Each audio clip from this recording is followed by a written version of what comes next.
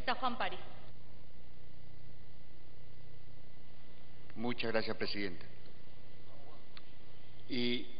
Yo lo que he escuchado es que quieren transportar, es decir, ustedes están pecando y por lo tanto por esos pecados también perdónenme los míos. Qué cosa curiosa. Tienen que asumir sus pecados y no estar mirando los casos de los otros.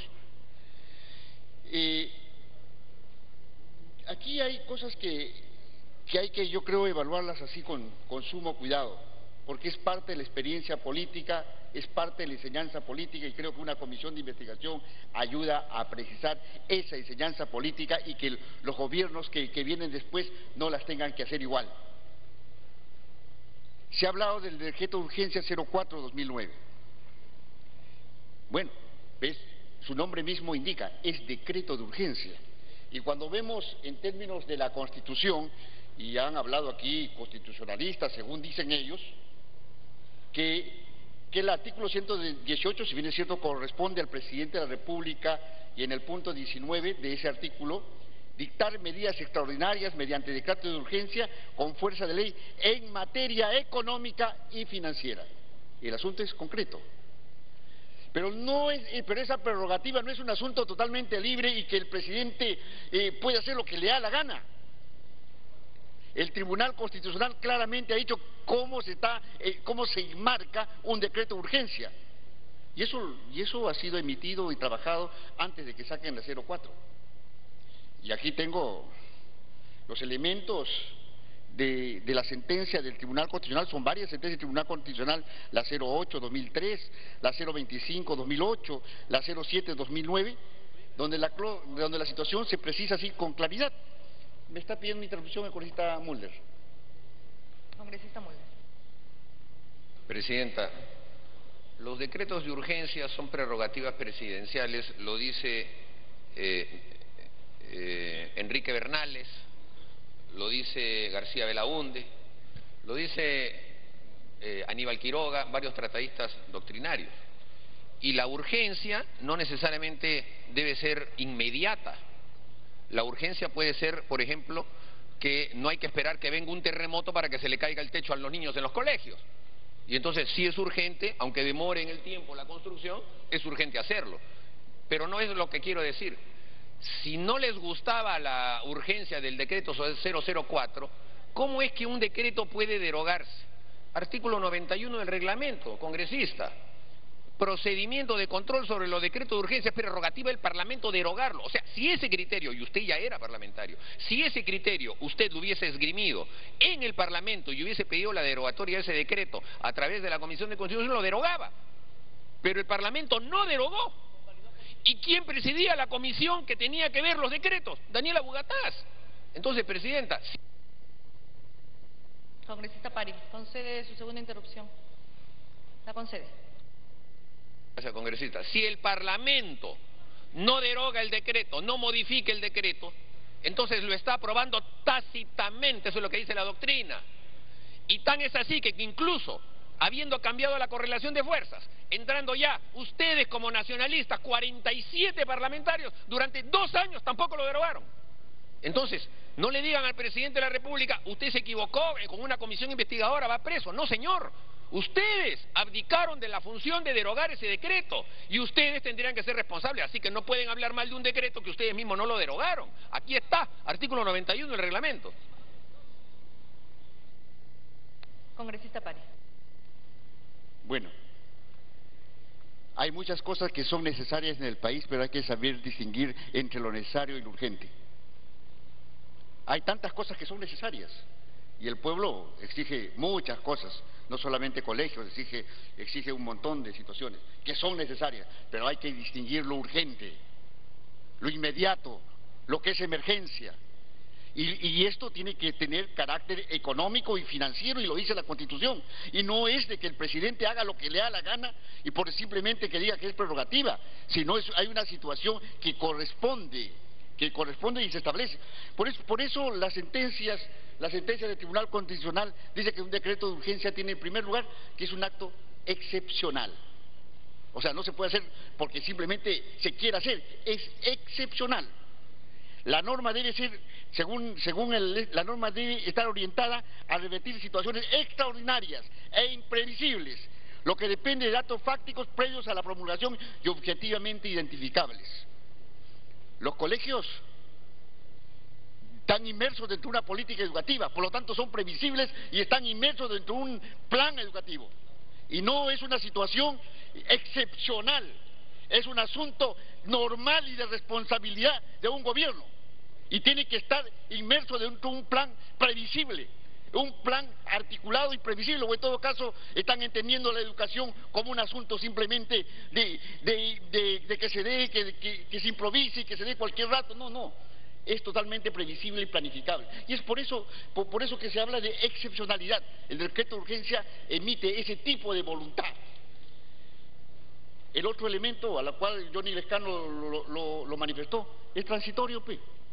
Es transitorio, y que lo haya utilizado otro gobierno no implica que se borre el pecado de ustedes, porque hay que ver cómo y para qué se utilizó ese decreto de urgencia. Y veamos las cifras, y ahí ya no hay especulación ni nada por el estilo. Mira, a ver, veamos para qué se utilizó. 92.4% de total de la inversión en Lima se concentraron en 3 empresas. Eso ya no es totalmente sospechoso, no es totalmente curioso que ya Chemón tenga 15 contratos, COSAPI tenga 13, con la constructora Málaga tenga 6, y esas 3 concentran el 92.4%. Eso no es especulación, son datos que se hicieron y se establecieron. Después encontramos lo siguiente, y una situación curiosa. Todos los colegios tenían código SNIP y tenían presupuesto previsible. Clorinda Mato de Túner, 16 millones y tantos en SNIP, y el monto contractual milagrosamente subió a 31.570.000. Serafín Filomeno, su presupuesto era de 4 millones en el SNIP y subió a 20.567.000. Imagínense el nivel de incremento de lo que implica una situación de SNIP a una situación de ejecución presupuestal. Francisco Bolognesi, 1.920.000, 12 millones. San Juan de la Libertad, de 5 millones a 7. Bueno, en todo caso ahí hay un total, en esta muestra de colegios, de un total de SNIP de 42.791.000 a 93.844.000. O sea, con una agilidad tremenda, pasa de una situación previsible en el SNIP a duplicarse fácilmente cuando se ejecutan los contratos. Ahí no hay sospecha de que algo está pasando y algo que tiene que investigarse, algo que tiene que aclararse. Obviamente que sí. ¿O es que el asunto y los presupuestos se pueden manejar tan ágilmente y duplicarlo como si nada? Curioso, colegio emblemático, aparece el Estadio Nacional y lo adjuntan con una fe de ratas. O sea, así tan deportivamente se puede manejar las normas en el país. Entonces, y si vemos en términos de presupuesto, ¿cuánto se gastó? 208 millones. O sea, bueno, los datos lo dicen, los datos no pueden ser refutables, los datos son totalmente claros, las diferencias entre lo que se establece y lo que se presupuesta y después de lo que se incrementa, obviamente el perjuicio económico es fuerte y averiguar, investigar ese tipo de perjuicios económicos es responsabilidad obviamente del Congreso. La respuesta a la utilización de un decreto de urgencia para poder utilizar mecanismos que simplemente conlleve a, entre comillas, a simplificar los procesos administrativos y así hacer un forado legal para que realmente funcionen las cosas tan fácilmente y se puedan duplicar, en el fondo ese es el objetivo. Porque si hubiese habido un objetivo real, estaría el decreto de urgencia, aquí tengo el decreto de urgencia del 04, estaría sustentado. No tiene sustentación, no tiene exposición de motivos.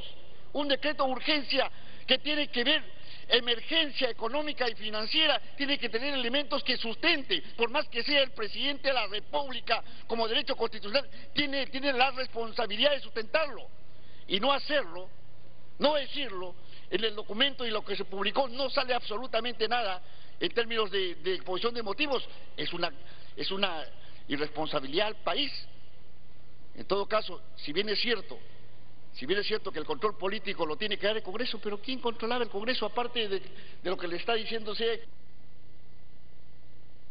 Dele tiempo. Aparte de que Abugatá estaba en la subcomisión o en el grupo de trabajo, la responsabilidad, ¿quién presidía el Congreso? ¿Quién presidía la Comisión de Constitución? Ustedes saben, ustedes lo presidían. Entonces, ¿para qué están evadiendo la responsabilidad en términos de la conducción de la institución congresal? En todo caso, yo creo que ese es un tema que hay que verlo con delicadez. Hay que verlo como parte de la experiencia del país. Y hay que corregir en lo que hay que corregir, porque este tipo y la forma en que se manejan los decretos de urgencia no debe volver a repetirse. Y como les vuelvo a decir, y si hay pecados que continúan, eso no borra los pecados de ustedes. Asúmanlo y asúmanlo sus pecados con responsabilidad. Muchas gracias.